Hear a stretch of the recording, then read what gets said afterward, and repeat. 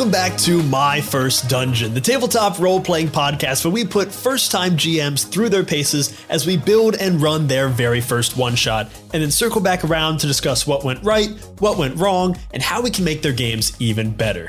This season we're playing Something is Wrong with the Chickens, a game of poultry, eldritch horrors, and revenge. This is the final part of our 3-part series where we take a look back at the game that I ran and talk through all the things that went right and the ways I can improve. Joining me once again is the game designer and creator of Something is Wrong with the Chickens, Elliot Davis. Elliot, how you doing? Hey, how are you? Good to be back. It's great to have you. So let's kind of dive right in. How did I do? I mean, overall, I think you killed it. And I feel like I hope you feel that as well, that I thought it just was like you made at the baseline just a very fun session to play, whether mics were rolling or not. That would have been just an extremely fun game to play, group of people to play, the scenario and everything. How did you feel during, and how do you feel kind of in hindsight? I feel good. It's a lot of that goes to, great players willing to make dive into the weird and wild world that we were creating together. And everyone kind of went hog wild pretty quick. No one was really that hesitant to get started, which is always a huge help. And the game, praise to the game, is very simple to learn, very simple to understand, and gives you, I came into the session with literally zero planned. I knew who my players were and I knew what the rules were. And I rolled everything right in front of the players, what the chicken fried steaks were going to be. We figured out what the player types were going to be, all that kind of stuff. And honestly, with that table, those 5 tables that I rolled on, I had everything I needed and rolled from there. It's a testament to both the game design and the simplicity of it, and to the players. It's like a very good, when you see a really good sports team come together. It's all the pieces were all the stars aligned in that session, and everything came together really well. I was surprised during I think it was during character creation, I was surprised to learn that not everybody thought ducks were implicitly mean. That was actually like a big realization for me. And I played a little bit of the episode for my girlfriend, and she was like, "Where did you get that?" And I was like, I just thought it was a fact. So that was. I've always thought of geese as being the mega mean things. Geese are definitely the mega mean. Yeah. And this was your first time actually getting to play as a player, not running the game. What did you learn anything new from playing from that side, or did you have fun? What were your kind of thoughts? Oh yeah, no, I mean, definitely had a ton of fun, and it was really fun to just kind of get to focus on embodying Peep the Duck for a while, which was really enjoyable. I feel like you did a really, one of the things that I feel like I learned from you was the letting things breathe in a single setting, and not necessarily having to shove people away from a scene when it's going really well, there's really there's no need, we spent a lot of time at that one booth, but there was so much good role play and laughs at that one booth. We had a whole state fair to play, but you did a really good job of making the small interesting. So I thought that was good, sticking to letting people stay in a location and not just and then you gave them the push when they needed, but that was something that I guess I probably wouldn't have thought of. That's actually really tough for me, because I feel like I'm so used to playing longer sessions that are part of a campaign rather than self-contained. I've really run a one shot or two, and they're usually still 4 or 5 hours. Right. The total runtime of the game itself was maybe an hour and 20, and getting pushing people towards an ending was really tough, and trying to make sure that everyone was staying engaged, everyone was getting their turn to play, trying to cross cut between what was happening in the refrigerated room and what was happening at the booth, and kind of pushing separation people together. Is a son of a bitch. Yeah. I do. When the group separates, it can be tough. It does give you that thing that Star Wars does really well, Meanwhile Back at the Ranch type thing, where the second you get to the height of a scene, you can cut to the other scene and rebuild, and you're always having a forward momentum that's just building and building and building. But it is not the easiest thing to do. There's a reason, only a few people can do it well, and it's tough. But it's it felt really rewarding to do. I feel like I learned a lot from just having to keep an eye on the clock and be okay, in 20 minutes, we have to have an ending and we're nowhere close to it. Like, how do we get there? Yeah. And that's part of the pressure of not only a one-shot, one-page game that you don't want to like keep people playing for too long, but also like you were thinking, you know, there was a production element to it that I think also made that interesting, like where you're like, nobody's going to want to listen to this for 4 or 5 hours kind of thing. Yeah. Even though we probably could have played in that world for twice the time, honestly. Oh yeah, would have happily done it. But you know, people come in, I'm like, okay, we'll play for 2 hours, and all of a sudden we're getting close to that 2 hours. I'm like, well, people made plans. Right. Well, before we get, I guess, too deep into the lessons, I'm sure people could use a refresher, even if they listened to the last episode. What went down? Yeah, so we started at the Ohio State Fair with a group of ducks, chickens, and nuggets. We had Minerva, the all-seeing kind of psychic third-eyed duck, with her 2 muscled ducks, Peep and Papillon. Papillon being the French cigarette smoker, Peep being the thick cigared smoker. We had Wendy, the prophesied chicken, who was leading the group to rescue her grandmother, who was one of the 3 elder chickens who were being held by some mysterious faction at this state fair. And last but not least, we had the agent of chaos that was Dintel Vorg, the chicken nugget that joined the group. That was the sweet-talking, crispy as cool nugget. Greatest interpretation of crispy I could have ever imagined. Really fantastic move from Jenny. Yeah. I am very glad that we got to feature the nugget, because I think it's like such a fun thing to have in this game. It's like the goofiest aspect of the game. And every time I've seen this game, anyone who gets a nugget really has fun with it. Absolutely. You guys went in, very quickly split up, with a group of you going to like gather information at a number of stalls, noticing these like menacing boiler suit wearing large, you know, kind of men moving around and seeming to be like talking and intimidating the various booth owners. You kind of got in there, figured out that these guys were up to something menacing. Speaking with the nuggets in a nugget stand, you realize there was a ritual happening in this refrigerated room off to the other side of the stage. Minerva and Peep went over there to investigate, and when they got there, they saw inside was a butter sculpture paradise with lots of butter sculptures, and at the center, this butter plinth, very like Monolith 2001 Space Odyssey.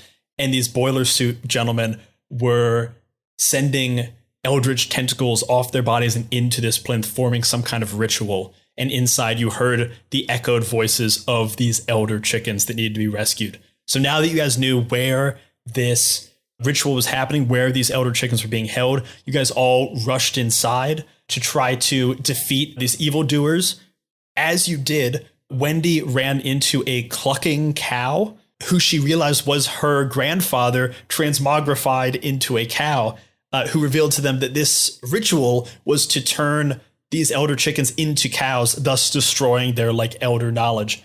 When you got inside, you began to like disrupt this ritual with Wendy creating like tornadoes of motion. You used the butter to like you started to boil the butter. You started to create this cyclone of butter and like scales shooting out everywhere. Dintel was able to conscript like 100 chicken nuggets to their cause and came out exuding the power of dubstep and began to attack as well. The boiler suit evildoers were revealed to be transmogrified cows that were trying to destroy these chickens. You were able to destroy the plinth itself, which shattered, leaving a void in space. Wendy dove inside, grabbed her grandmother and the 2 other elders, and pulled them out to safety.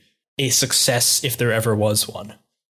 That's Absolutely. What happened. I mean, you're forgetting a very key aside of the little jazz snap fest that Dintel has in order to conscript those chicken nuggets. Oh, There's yeah. Wonderful. I mean, really, you gotta, if you haven't listened to the episode, what are you doing here? Actually, yeah, absolutely. If you don't know what I'm talking about, you gotta go back and listen to the episode, because that, yeah, I mean, it's a crazy thing to hear all at once, but it's amazing that it was all a cohesive story. You know, it was like you did, like, I thought one of the things you did particularly well before getting like into specifically asking you was like, we got there and it was like, you know, we're looking around. It's like, what, like there was a little bit of freewheeling, and then it was like boilerplate suit guys, like they're bad. Like, you know, that's just like plot hook, they're bad. You know, it was just like, oh yeah, that's fucked up. Like that's something's going on here. And then like the mystery just carried from there. They were like they were a great plot hook, the like kind of stiff boilerplate suits amid. And you know, it's funny, I don't think you like described this as a period state fair, but and maybe this is because of your like wonderful music and sound design, but it felt very like 1980s or even earlier, very like old school. And maybe that's partially like the eldritch horror vibe feels old school as well. Like I just can't imagine quite the same story taking place in like 2022 state fair. Definitely. I think the only anachronism to that is like the mention of Lady Gaga, but outside of that, it did feel very alternate 1980s. World. Yeah, exactly. She was just around. It's actually Lady Bowie. Gaga's just a local Ohio celebrity at the time. She just didn't quite reach the same level. It is fun. Yeah, I hadn't intended it to be 1980s, but as I started editing it and adding in music, it felt very Stranger Things. And, you know, you throw that kind of 80s synth music into there. And all of a sudden you kind of realize like, oh, there was no 2000, you know, aughts or 20s specifics. Like, yeah, this could very well be 1980s, 1990s, which is when I think of the state fair, I think of, you know, late 90s, early aughts when I was going to the state fair.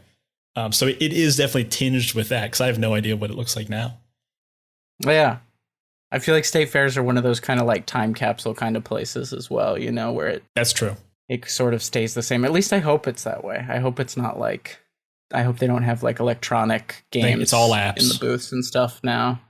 It's all apps. All you fast just carry pass. your phone around. It's all apps and QR codes. This is actually just going to be like my bitter old man podcast episode. I hope you're ready for that. So tell me first, I guess, what were your like 2 or 3 favorite moments? Like, let's start super positive.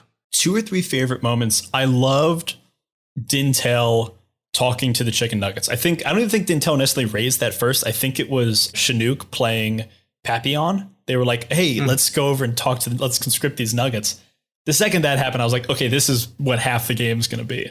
Oh, yeah. Because the idea of a nugget finding hundreds of nuggets is like the ideal scenario, which I think every time I've heard you talk about this game or see any version of this game played, whenever there's a nugget, they find other nuggets. That's just like what it was the best is. part of the playtest that we like. One of the playtests we did. The best part was when the nugget went and like incorporated the frozen nuggets in the freezer aisle. It was a little different. Like it was more nasty than like cool, but yeah, I feel like it I didn't even realize, you know, like making a nugget a playable character, that instinct would be so strong. And like, you don't, even if you hadn't told somebody it's like what they decide makes the most sense. I guess it's just because when you think of a nugget, you don't think of a nugget, you think of chicken nuggets. Yeah. Like, I must find my people. Exactly. Yeah. So that coming out was great. I really did love very quickly, and this was actually in the like really one of the best parts for me as a chicken master, as a game master, as a chicken master, was that portion of the game that started right after I set up the stakes. So I did my rolling on the tables. I knew we were going to be at a state fair. I knew there were these elder chickens being held hostage, but I didn't know a lot about the characters. And that like 5 or 6 minutes of time that we talked through characters, you guys gave me so much to work with. Like that was the most valuable part of this whole thing for sure. Like Minerva saying, oh, there's a prophecy. And then you saying, oh, I think Wendy is the chicken of prophecy. Wendy upping the game by saying, it's my grandmother in there. She's one of the elder chickens. Peep and Papillon saying like they were the muscle for Minerva. All of a sudden I had 5 disparate characters, and very quickly I had a story. Like when you know there's a prophecy, when you know one person has like goons, when you know one person is trying to, you know, save a relative, and when you know there's a nugget that's just a pure agent of chaos. It's amazing that the nugget fits so well. Like it's still just like we didn't make an effective connection with Dintel, but it just worked. It just worked. It came out in the magic. Really, you guys did me the greatest solid of giving me everything I needed. Because after that 5 or 6 minutes, everything you hear in the episode was pretty much born from that. I think the only thing, you know, that didn't come from any of that was the cows. And that's kind of it. Yeah. I mean, the setting came from the roles.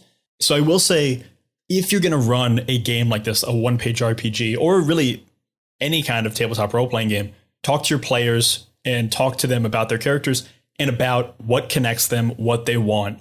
Because as you can see, like, it took us 5-6 minutes. Yeah. And I had everything I needed. It's not a long conversation, and it's also not a boring conversation. There's some great little like jokes you end up making in that kind of conversation, you know, and it's like the moments where people laugh where that ends up becoming like the thing where you're like, oh, that's definitely true. Yeah, because you kind of figure little things out, and all of a sudden after 5, 6, 10 minutes, you have a shared history that now you can do callbacks to, which is like half the fun of like relating back to old jokes. It's almost like a mini session zero for a game like this, you know, like if like exactly people who are familiar with session zeros, it's a great way to think about it. It's like even when you're doing a one shot and especially like a 1-page RPG where you're kind of coming up with everything on the spot, having that little mini session zero at the top, pays dividends. And Honey Heist does a great job of that too. It's kind of, and you know, it's one of those things that like I feel like. And it's interesting because listening to this episode has made me think about like I feel like I want to go back and like tweak the game a bit. Mm-hmm. But that's we could talk more about those reasons why. But one of the things is like I feel like it makes sense to just put in there explicitly. It's like, hey, first things first, take 5 minutes and just ask the question like, how do you all know each other? And like that'll spawn those things, you know? Yeah. When I hear people talk about, you know, I'm a big proponent of session zero about asking your players what they want explicitly, like really having them detail like what they want the adventure to be. Even though that I know that that is a great thing to do, it makes my job easier, it makes the players have more fun. There's a part of me that recoils to it even now, that it feels like, oh, we're pre-writing the story and then we're just going to like do the story that we said. Mm-hmm. But if you listen to this, we talk 5 minutes. We have a lot of like vague outlines, and the story follows those outlines and then goes off in wild tangents. Like I don't think I don't think any of the players took that 5 minutes and then were like, oh, I know exactly where this is going. We're just on rails now. It's like, no, we ended crazy. We knew that we were going to save some elder chickens in the end, and that was about it. Mm-hmm, mm-hmm. It is amazing how quickly the players throw you wild curveballs. Yeah. What was that first wild curveball in this game that you felt like you had to kind of adapt to? Ooh, first wild curveball. I think Chinook playing Papillon turning into a like human chicken was a weird one. That was fun. I was just like very down for that. I think going over to like talk to the Nuggets presented like a very fun. The second Chinook and Jenny were like, yeah, we're going to go talk to the Nuggets. We're going to conscript them and stuff. I knew that was the scene that they wanted. I knew I had to go all in on that one because that's where all the fun was going to be for that like 15 minutes. So I was like, okay, I can't half-ass this. I got to go all in, which is why you get the jive talking, you know, smooth jazz nuggets. And I'm gonna chime in and pepper you with another compliment because I realized if I put all my compliments at once, it's gonna sound very gushing and like I'm a plant.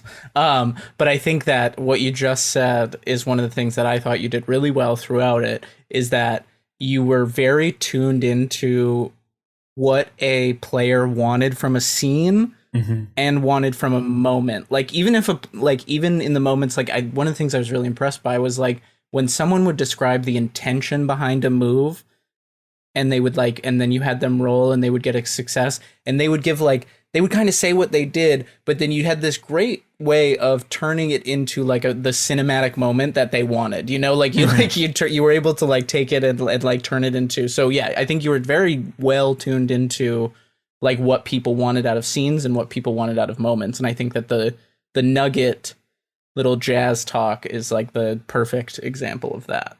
Well, I will happily just roll around in that compliment a little bit. Just roll around in it. Yeah, there you go. That is the thing I was thinking about as we were going, because I knew I had 5 players. I wanted to give everyone like a major moment so that, because I've played games before where all of a sudden you get to the end and you realize one player was just kind of an ancillary player. And so I wanted to try, and I think I succeeded pretty well, to give everyone like their big moments. So like Minerva got to do her prophecies. Mm-hmm. Wendy got to rescue her grandmother. Dintel got to hang with Nuggets. Peep got to have his I am a Peking duck moment. Yeah. Which was just such a great line. One of my only regrets at the sound design is not really going wild with "I am a baking dog." Just doing a bunch of explosions or something. Yeah. And Papillon had just like a couple great moments. Papillon, I mean, Chinook is clearly such a great player. Like he like gives a lot, I feel like, in scenes and stuff.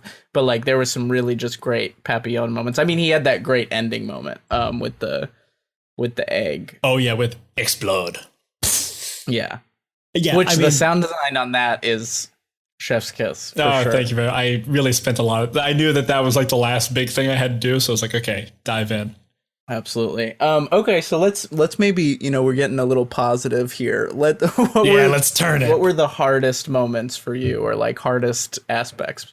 I'll say there are two things there are three things that are in your game that I think I didn't use enough.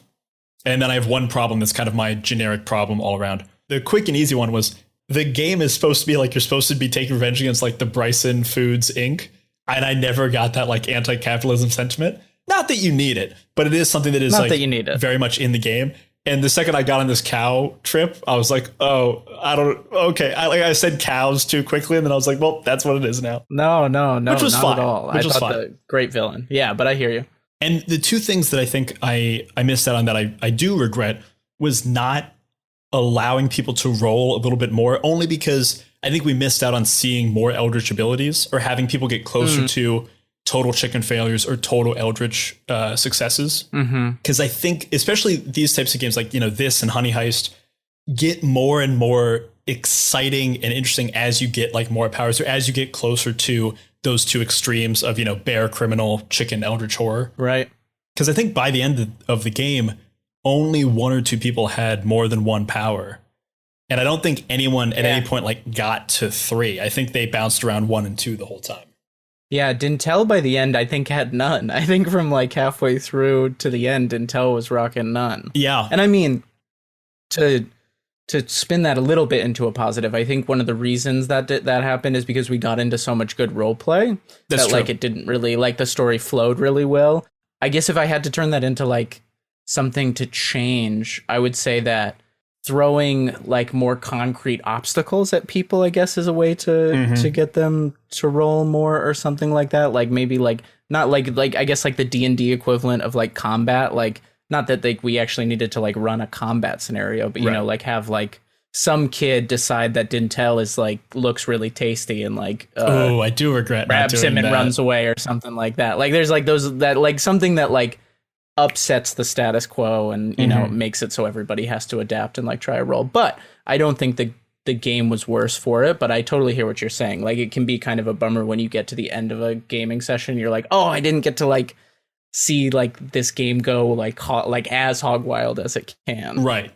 Of these 6 elder traits, we only saw 5. We saw tentacles, we saw scales, we saw third eye, we saw non-Euclidean geometry, and we saw magic eggs right at the end. We missed out on seeing voice of the other, speaking in any voice, any language, which could have been very fun for, I feel like someone like Minerva could have really had a good time with it. I feel like Papillon would have really gone into that.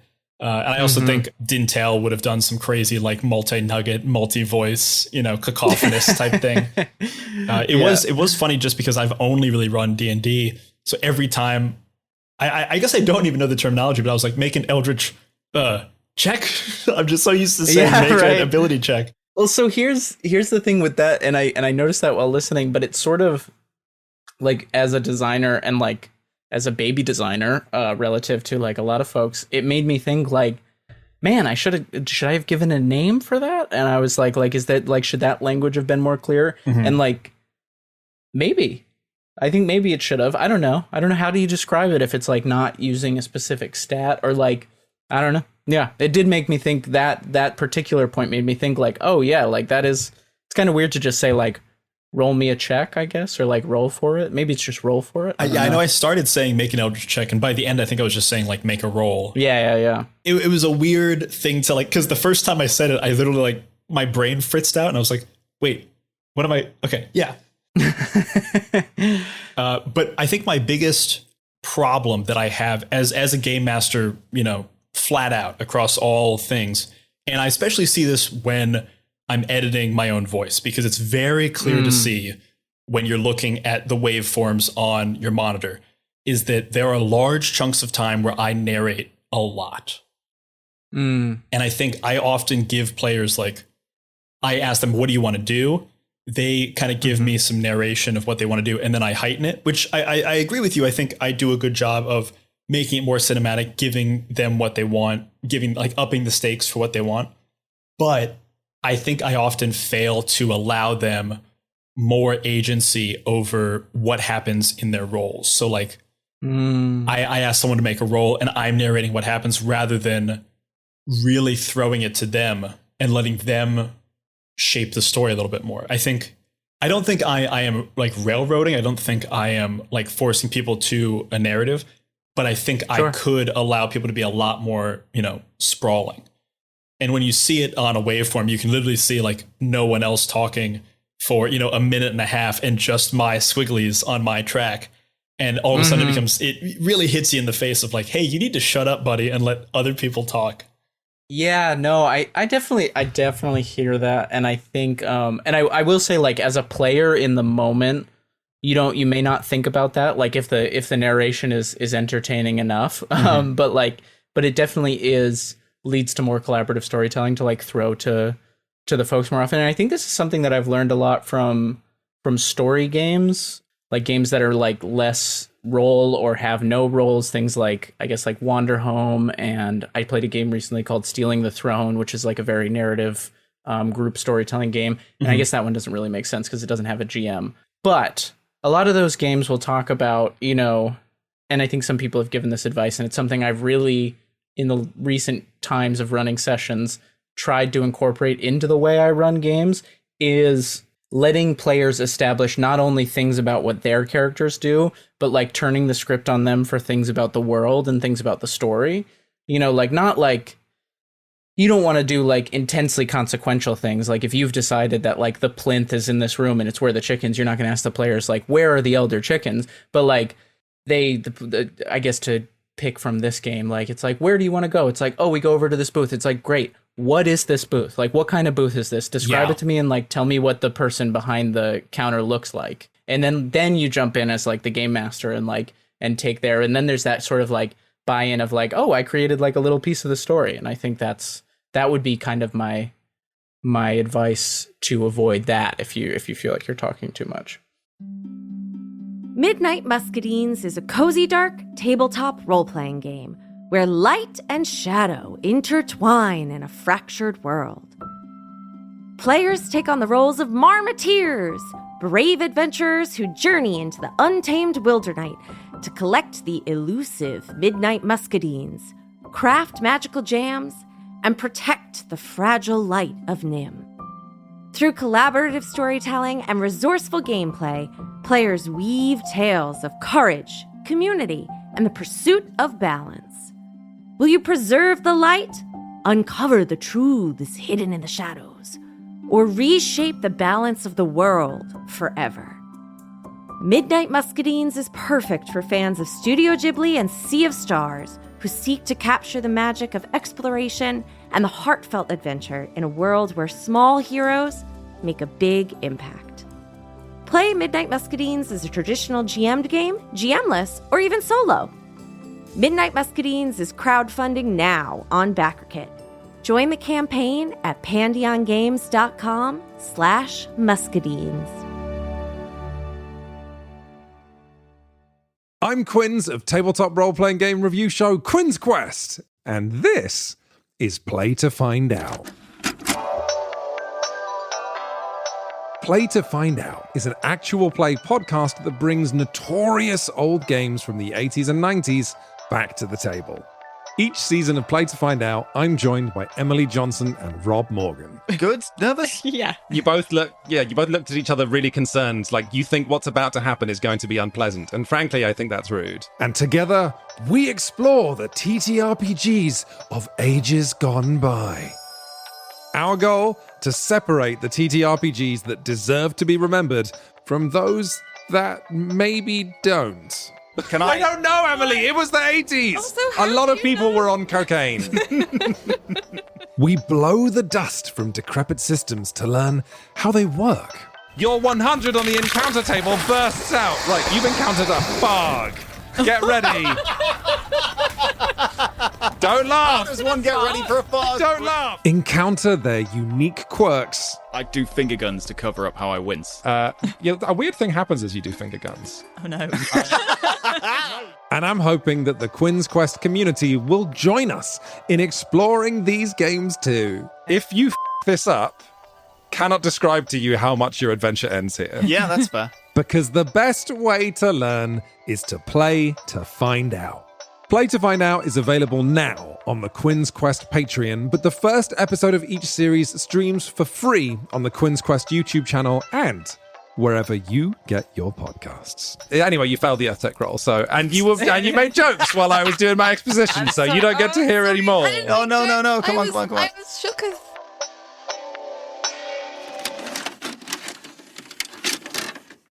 I feel like I often, and I'm not quite sure how I set up, but in some way I set up early on that the player, and I guess this is, probably better for D&D and maybe not as beneficial for a game like this.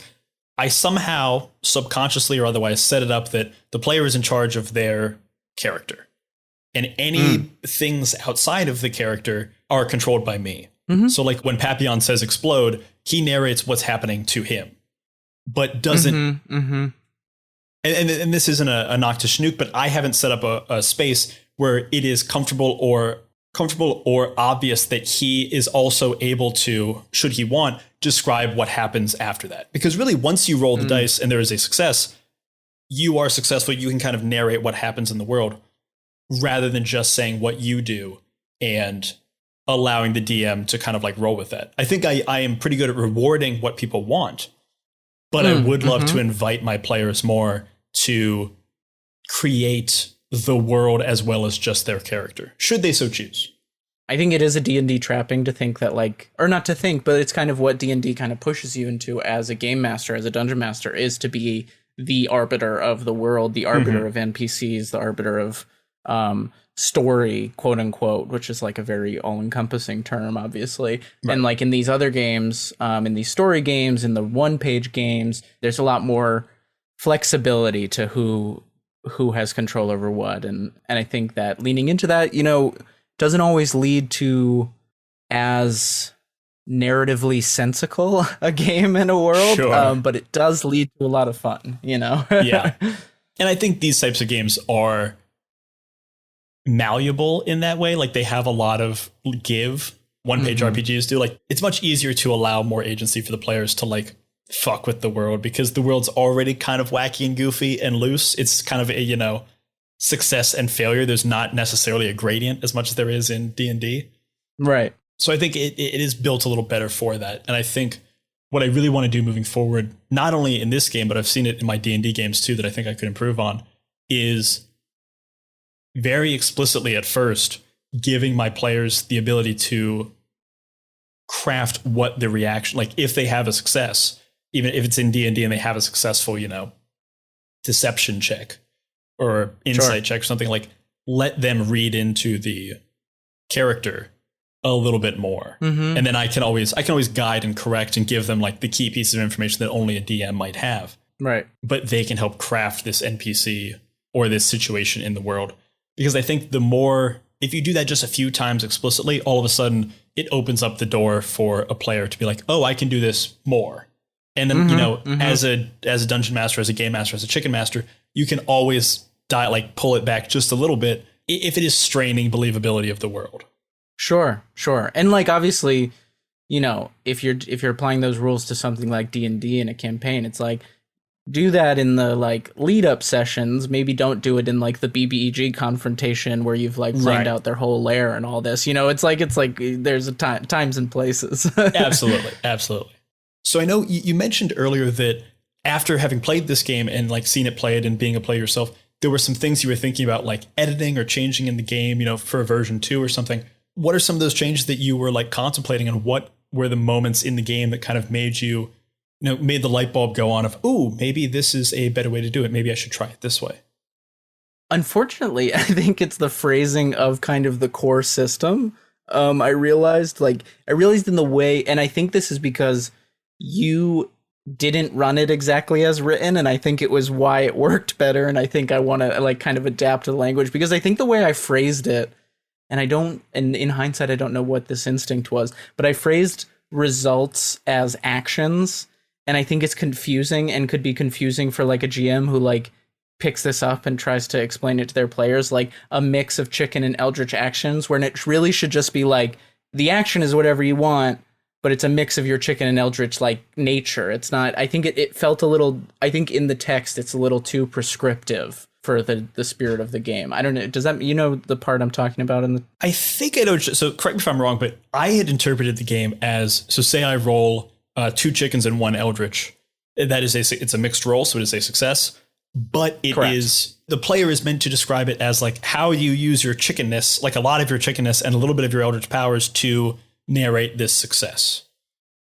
Yeah, and I think that's great in theory, but I feel like when like you're actually a player and you're actually a game master in the moment, what it is like, I want to do this, I roll, like I succeed or fail, and it's like inevitably the way your character is going to give you the chickeniness and the eldritchiness. Like, right. It's almost, that's what I mean about it being too prescriptive. Like, I think it was too descriptive of like amounts. It's like no, like you succeed if you are expressing a mix of your eldritch and chicken nature, and like the amount doesn't really matter, you know? Gotcha. And then the other thing that like I keep going back and forth on with this game, and I did it in playtesting, and you and I have talked a lot about this, is like, should 3 eldritch rolls be a failure? Because like it feels like, because we playtested it as both, and it's like in some ways it's like feels you want that critical success moment of like, oh, I'm super eldritch, I'm super successful. Mm-hmm. But then I also like, I think it did introduce more failure to have it both ways. So I am that I'm not sure I'm going to change, but like that is something that like playing as a player made me reconsider. And then yeah, just the language around the rolling mechanics. I know we talked about the eldritch failure specifically because it does promote it's a weird cognitive dissonance for the player, because you roll 3 6s and you're getting a new eldritch ability, yay, but you're also failing. It's like, oh right, I want the eldritch ability, but I also want to succeed. Yeah. And I think, like, to your credit, in the game, you did it in, like, a very fail-forward kind of way, and I think it's, like, a very fail-forward style of game anyway, and so yeah. I don't think it doesn't work, and I think you did a good job of making it, like, kind of unexpected success rather than, like, full failure or full success. It was sort of like, you were going to try and do this, and now, like, this happens. You're not, like, failing, but you're kind of, like, taking an alternate route or whatever, like, and I think this is part of, like, improving and learning as a game designer, but like that it did, yeah, I did think just like ways to make things clearer in the text for someone, especially for someone who's maybe not as experienced as you are. I know this was your first one pager, but you are a very like experienced DM. But yeah, that was kind of my thought. I was always thinking about those eldritch failures as like you're in the middle of doing something, all of a sudden you get hit with like a spasm, or like now there's tentacles coming out of you, and it's just like you're freaking out because this new thing's happening. Like you're now distracted and you've got to deal with this bullshit. But those tentacles are still kind of like, if you all of a sudden still grow kind of doing the tentacles thing and you're trying to grab a baseball, the tentacle is going to move forward and grab the baseball. You just have to freak out about having tentacles now. Yeah. And I can see like there's still a lot of situations where that would make sense. Like if you were like trying to do something that was more like sneaky, like, and it's like there was a great moment of like, oh no, that was a chicken failure. Never mind. There was a great chicken failure moment with Dintel landing in the hot oil and like losing their tentacles into the hot oil. That was a great moment. Yeah, it's a tricky balance. Failure is a tricky thing in being a game master in general. Anyway. Yeah, but it is an important thing. Yeah, it is a really important thing because you want to give your players like everything that we talked about in that first 5 minutes. And all the promises that the players kind of like had for their characters, you want to give it to them. But if you give it to them right away with no effort, it's not very fun. Like you want to have challenges. You want to have failure. You want to overcome the failure. That's how we got to explode. Because right before that, someone failed a roll and what would have destroyed the plinth needed like an extra little ounce of oomph, and that's how we get to the great ending of Dintel of Papillon laying an egg, mini Papillon coming out, smoking a cigarette, explode, and destroying the plinth in a blaze of glory. That was I feel like that whole ritual scene was a very like trust the process kind of scene where it's like we all really wanted to fix it and like kept trying and like failing and like it kept getting worse and worse and worse, and then like of course the way it finally ended was just super fucking cool and like hilarious. So yeah, that was very like that was one of those moments where it was very tense as a player where you're like, I don't know what to do here. That was the moment that was probably scariest for me, because everything up to that, you know, stealthing around, learning information, you do that as a DM all the time. You know, having the fun conversation with the NPCs, you do that all the time. That's, you know, your bread and butter. And that's where I think I particularly thrive. When you get to the climactic battle, crazy things are happening. And especially in a system that isn't as concrete as D&D, isn't as, you know, the plinth didn't have an AC. It didn't have, you know, a damage threshold. It was just a plinth that was vaguely described. Everything you guys threw at, I had to honor the dice, whether it was success or failure, and also make sure that this final battle was both epic and difficult in a way, or like felt that the victory was earned. And I feel like in the middle of that, there was a moment where I was like kind of freaking out in my head of just being like, okay, how do I? Oh no, they failed again. Yeah, it's like, oh no, they failed again. Like, but they've got to fail for like, who's gonna die because of this? Or like what are the consequences? How does this get worse for them? You know, what do you lose? But how do you like fail forward? Because we only had 15 minutes left. Like we still have to finish the game. There must be an outcome. Sure. But how do you get there? And again, this is a testament to both the simplicity and directness of the game and the skill of my players that it all worked out. Everyone gave me lots of stuff to play with, and I could weave together the disparate threads that people were putting together because they were all the same color and all right next to each other. Like, you guys made it very easy for me. And I think one of the things that's important to remember, like for people in this kind of situation, and I think that this is a good example of that, is that like that final ritual didn't happen in the cinematic way it would happen in like a movie. You know what I mean? And it's because it's like we're not watching a movie, we're not making a movie, we're like playing a game. And like sometimes in a game you like come up against a brick wall and like you try to like solve it in like different ways. And that's not like in a movie, that's not very interesting. But when you're like an engaged group of players, that shit rocks, you know, like it's just like, it's like you don't have to make it the movie kind of story. Like it's still, you know, a game and it's active and all that. That's just a random little nugget. I agree. Honestly, like trying to pick the lock on the door can be really boring. Or if you keep failing, it can be really funny and fun if kind of the stakes around that start getting higher. Like you don't have to make the door any easier or harder, but you can all of a sudden up the stakes around it, and that can make it exciting and fun. Which is what I think I tried to do. I tried to just like, anytime you guys failed, I was like, whoop, now the sprinklers are on, now this stuff, now the plinth is doing this, and now, you know, your time is shrinking, and these guys are getting out. And I think by the end... Would have been funny to lose, though, if we just all turned into cows. I really think you guys were about like one failure away, because I was like, right, you know what, like the plinth has to take someone, like, you know. Right. But I think had that happened, tossing that back to your players and being like, hey, someone is not getting out of here. Either one of you is not getting out of here, or all of you aren't getting out of here. All of a sudden, that gives one player or multiple players, that gives the players like a huge opportunity, a huge moment to do the crazy big thing that you never get to do in real life. Like you, very rarely do you get to like make the noble sacrifice. Very rarely do you get to put it all on the line. But in a role-playing game, those can be the best moments. And having the moment of your character putting it on the line, facing possible death, and either coming back or not can often be the very best part of the story, because that's the thing that you'll remember and tell other people as if you had lived it, because quite frankly, you did. Yeah. And that's really just... God, that's so fucking cool. What a fucking cool thing that we do. D&D. Best part of tabletop role-playing games. It's great. Any words of advice to somebody else running this game or running other one-pagers? I know we've dropped some nuggets in there, but anything we haven't said?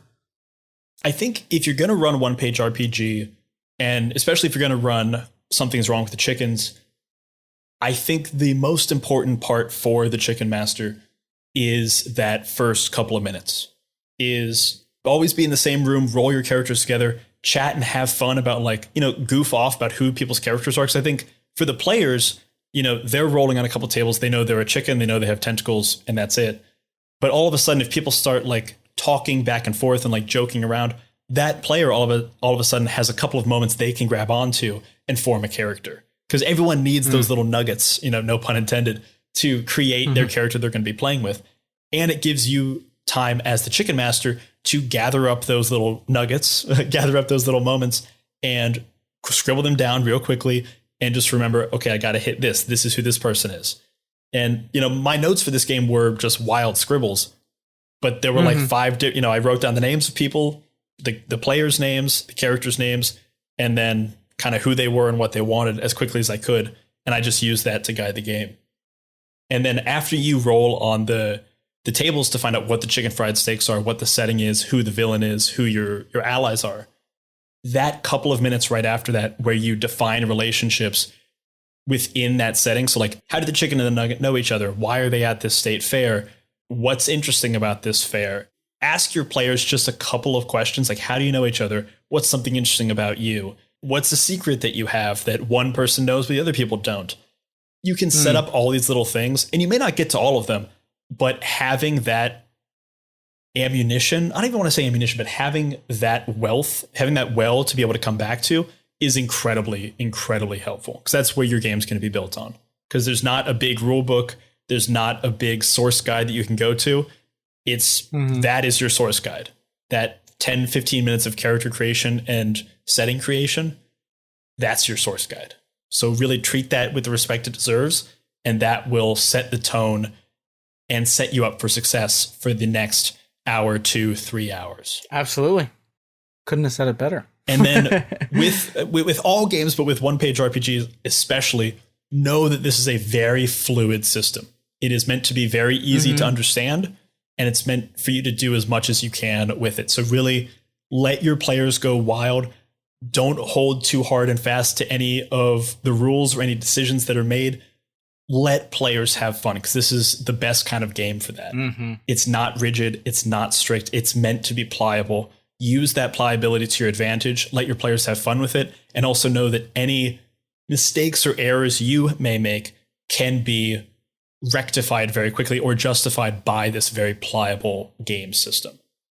So really, don't worry too much. It's going to be fun. Yeah. They tell pilots, if the plane's going down, just keep flying the plane. And, hopefully you land. And, for most people, you won't have the pressure of recording an entertaining podcast episode. That's true. You very successfully also made it a very entertaining podcast episode. I'm Thank you very curious, and I think this would be interesting for people. What were the allies and enemies you rolled? Just to so people can kind of see how you interpreted those. Let me see. I rolled. So I think for and I'd have to check my notes, but I think for friends, I'm pretty sure I rolled an underpaid worker, which never really came up. I think I kind of set you guys up with there was an underpaid worker, but we very quickly were not his friends. Yeah, you guys very quickly, Papillon just kept slapping the underpaid workers. So that really didn't come into play, which was fine. You guys didn't really Which need is it. fine. And, I really thought of the friend as something that could help propel the story forward. And this is kind of what you told me, is if we get to a stuck point, use as many friends or allies as you can to get past that stuck point. They will come in they'll swoop in with the information they need. They'll, advance the plot forward.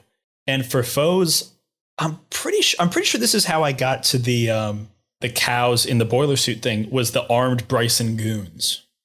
I'm pretty sure I rolled a 2 on that. So yeah, it was armed Bryson goons, and I immediately thought of just big, I really thought of farmers in overalls, and somehow that turned into boiler suits because that felt more intimidating.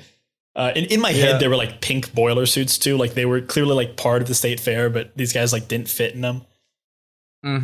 In my head, they were just the most beige They were just very beige. Suits. Yeah, these guys were definitely meant to be like cookie cutter goons. They were like, I think I even described at one point of being like the same, if not for a few small facial features. Right. And so I think this is my point in asking you that is just to show like how you didn't end up really needing the ally. And I think that made sense. And like you took armed goons and interpreted into this very fun, very eldritch story of like cows transfigured into humans and all this stuff. I feel like clearly you must have like been a fan of like eldritch horror stuff and like Lovecraftian stuff in time. I feel like that kind of stuff was like throughout, or no? See, actually, I'm not that familiar, which is another reason I was worried about running this game, because I haven't played or run Call of Cthulhu. I don't know the mythos that much, but... Me neither. What's that? I said me neither.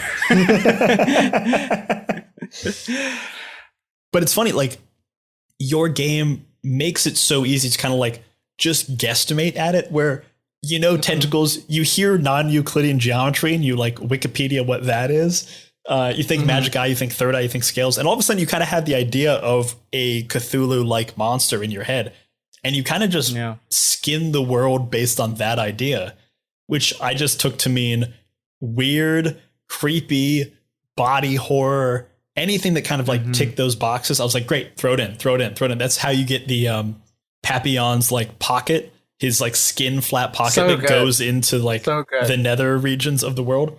I was like, oh yeah, if he's gonna have something like that, it's got to go into some abyss. Yeah, no, well, that's interesting to hear, but I think you're right. I think that does speak to something about just like the word eldritch and like eldritch horror in general just has like that sort of like universal cultural flavor at this point. Like it has sort of transcended any like one property, and it's just something that like I feel like collectively, mostly like people who are like in nerdy spaces, have some kind of like base knowledge to just like yank fun little ideas from. Yeah. If you are looking at this game and thinking like, oh, I don't play Call of Cthulhu, I can't play this Eldritch game. I have never played any of those. I know none of those properties. I haven't watched Lovecraft Country. I don't know any of those types of things. I think I did a pretty good job. You know roughly what it is.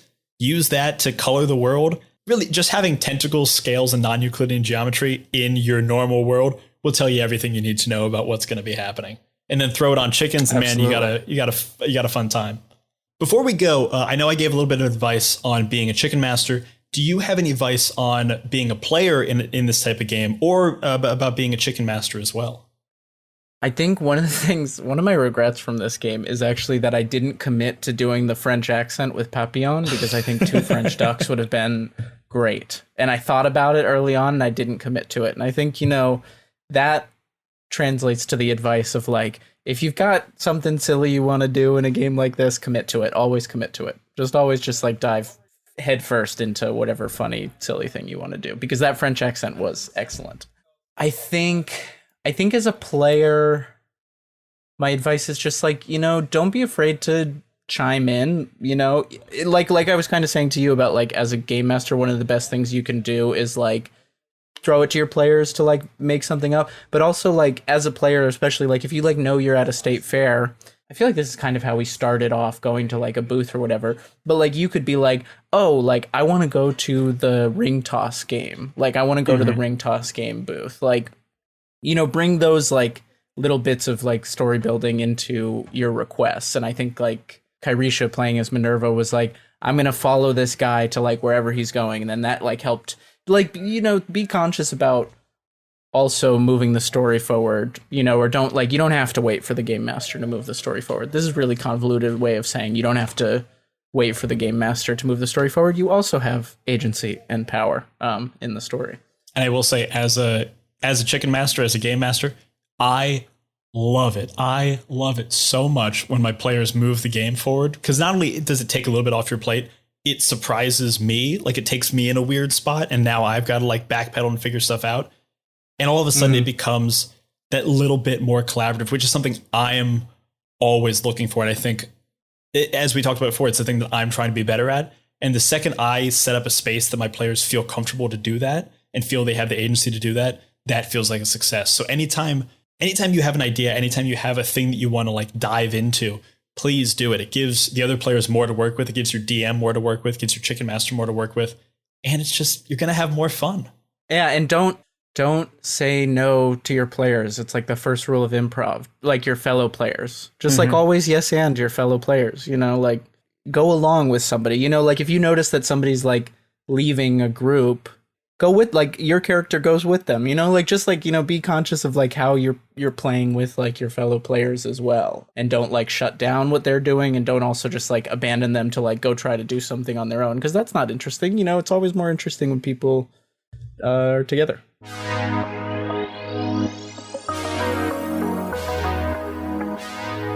And that is it for my first dungeon, Something is Wrong with Chickens. A very big, huge, massive, mega thank you to Elliot for creating this game and for playing in it and for talking with me about it. Elliot, where can people find you online? And more importantly, where can they find this lovely game?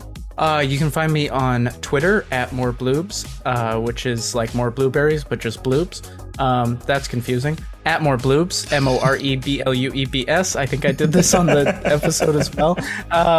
Or you can find all my games at moreblueberries.itch.io. All two of them.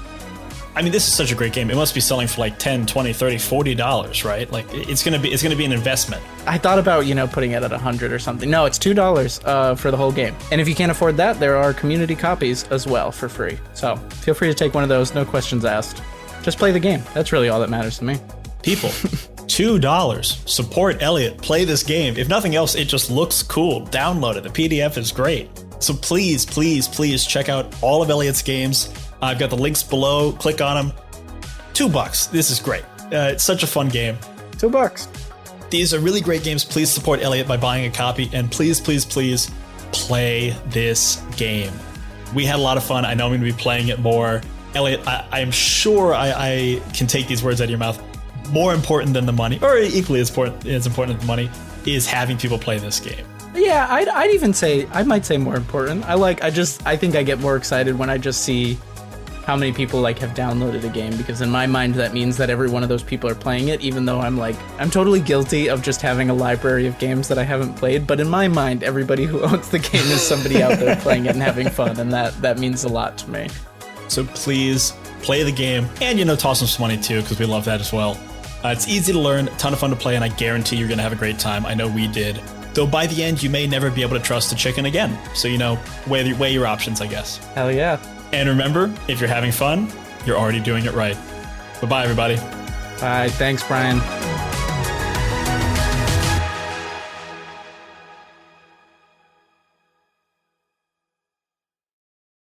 You like us. You really like us.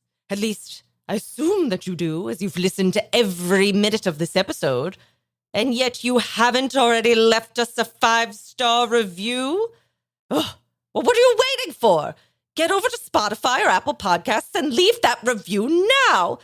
It's always wonderful to hear words from our adoring fans. Getting more ratings helps people find the show and love it as well. And we love to hear your nice words. So head over to Spotify and Apple Podcasts and leave us that 5-star review. Ta-ta!